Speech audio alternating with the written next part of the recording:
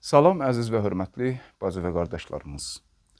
Əzrailin xəbərdarlıqları və ya tədrici ölüm. Yadınızda varsa, qeyd etmişdik ki, müqavimət cəbhəsinin xərçəng şişi olan Siyonist rejimi məhv eləmək üçün bir neçə şaxəli gözəl taktikası var. Birincisi, artan intervalla tədrici olaraq iqtisadi təhlükəsizlik, hərbi, siyasi və məxsusən də psixoloji baxımdan döyüşləri və mübarizəni Siyonist rejim üçün yorucu və yaygın etmək və bunun fonunda da açılan cəbhələrin sayını çoxaltmaq və beləliklə də bu xərçəng şişini öz daxilindən partlayışa uğratmaq ki, gördüyünüz kimi son hadisələrlə sürətlə o tərəfə gedirik. Bundan başqa, son proqramlarda xəbərlər əsasında verdiyimiz təhlillərdə qeyd edirdik ki, Yəmənin təəccübləndirici və sürpriz dolu həmlələri hələ qarşıdadır. Bu artan intervalla və tədrici ölümü daddırmaq fonunda davam edən hadisələrdə Yəmən bir-bir və pillə-pillə öz hətta təhlükəsizlik və hərbi zərbələrini, bir tərəfdən də strateji baxımdan iqtisadi zərbələrini Siyonist rejimə çoxaldır. Və elə bunun fonunda da son günlərdə həm Telegram kanalımızda paylaşmışdıq, həm də bu kanalımızda təhlil etmişdik. Yəmənlilərin Siyonist rejimə daha bir ultimatumu. Hava məkanın ki, əmn deyil, təhlükəsiz deyil heç, artıq İlat limanından sonra Siyonist rejimin növbəti iqtisadi damarı olan və əsas damarı olan Hayfa limanına hədəf alacaqdılar. Bugün gedən proseslərə baxsaq, görərik ki, bu etdiyimiz xəbərdarlıqlar reallaşır. Necə? Siyonist rejimin daxilində demişdik ki, daxildən parçalanma və partlama prosesləri tədrici davam eləməlidir və sürətlənməlidir və çoxalmalıdır. Və bu fonda qeyd etmişdik ki, daxildə olacaq təhlükəsizlik, problemləri yaratmaq Siyonist rejimə və şəhadət tələb əməliyyatların çoxalması Siyonist rejimi daha da çox gözləyən hadisələrdir. Dünən bir xəbər çıxır. Siyonist rejimin daxilində, mən bugün İranın televiziyalarından birində rəsmi çəkilişinə baxdım. Ufuq televiziyasında yayımlanır. Neftali Bennett ki var idi, bunların naziri. Onun ürək xəstəliyi var. Rambom xəstəxanasında, səhv eləmirəmsə adın. Bu 18 yaşlı bir gənc İran casusu olaraq düz onun yatdığı xəstəxananın bölməsinə qədər gedib çıxır. Özü də canlı şəkildə videonu çəkib İranın zabitlərinə göndərərək. Tədrici ölüm fonunda ikinci hadisə nədir? Yəmən təəccübləndiriciliyini və sürprizlərini və verdiyi sözlərini daha da intensiv reallaşdırmağa başlayır. İlat limanını tətilə çəkdikdən sonra indi də son verdiyi xəbərdarlığı yerinə yetirir və bugün hipersonik səsdən sürətli raketlə, ballistik raketlə Ben Gurion hava limanını vurur heç və dəqiq hədəfə isabət edir heç, Hayfa limanını da vurmağa başlayır. Və üçüncü məsələ, Siyonist rejimin bu quduz itin öz sahibi, öz atalığının evində, Amerikada, Vaşinqtonda səfirliyinin 2 işçisi cəhənnəmə vasil olur. Və bugün biz Telegram kanalımızda da buna aid bir xəbər yerləşdirdik. Bu ölənlərdən biri idi, səhv eləmirəmsə, öldürülənlərdən daha doğrusu.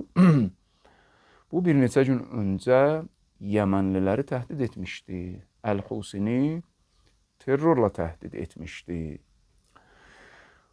Bəli, biz boşuna demirdik, Yəmən ideoloji savaşlar fonunda bölgədə 46 il bundan öncə İran İslam İnqilabından sonra ikinci İslam İnqilabını bölgə ölkələrinə və xalqlarına göstərən bir nümunəyə çevrilib. Bütün bu baş verənlərin mənası nədir? Birincisi budur. Artıq siyonistlər heç bir yerdə təhlükəsiz deyirlər dünyada. Təsəvvür edin. İnsan öz atasının, böyücünün qorunan evində özünü təhlükəsiz görmürsə düşmənlərindən və zərbə yiyə bilirsə, çıxıb küçədə necə gəzə bilər? Ayrısının evinə necə gedə bilər? Amerikada baş verən bu cəhənnəmə vasıl olan 2 İsrail səfiri bizə bunu deyir.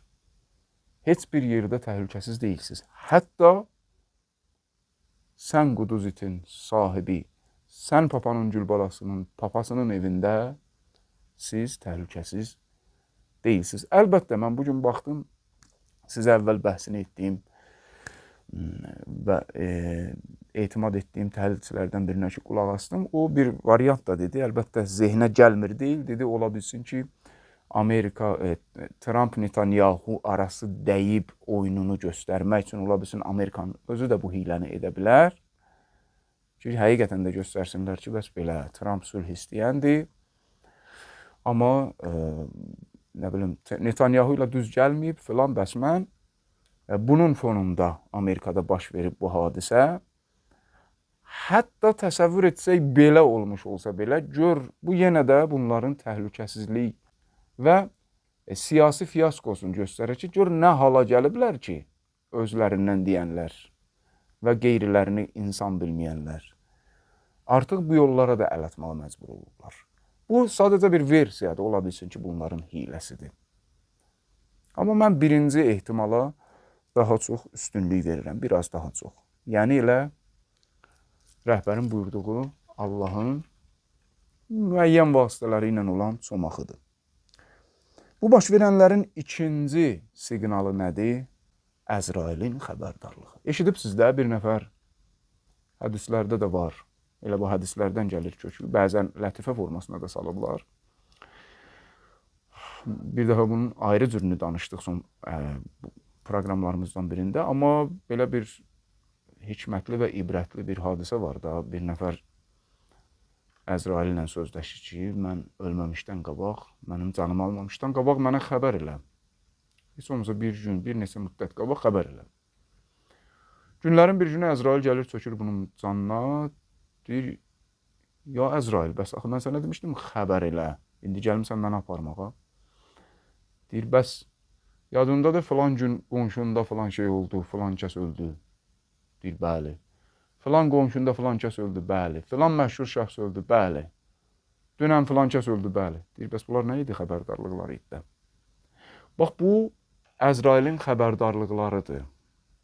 İlahi qamçı olan və Əzrail deyə təbir edə biləcəyimiz haqq cəbhəsinin şeytan cəbhəsinə ölüm zəngi və sirenləridir. Və bu baş verənlərin üçüncü mənası da budur ki, dəfələrlə barəsində bəhs elədiyimiz İsra surəsinin 4-cü ayəsindən 7-ci ayəsinə qədər. Siyonist rejim 2 dəfə fitnə etməlidir, fasiq olan yahudlar əlbəttə, əksəriyyəti fasiq olanlar. Hər iki fitnədə öldürücü zərbə almalıdırlar. İkinci fitnədə adam olduz, olmadız. İkincidə tamam nəyiniz varsa özünüz qarşı nabud olacaqsınız.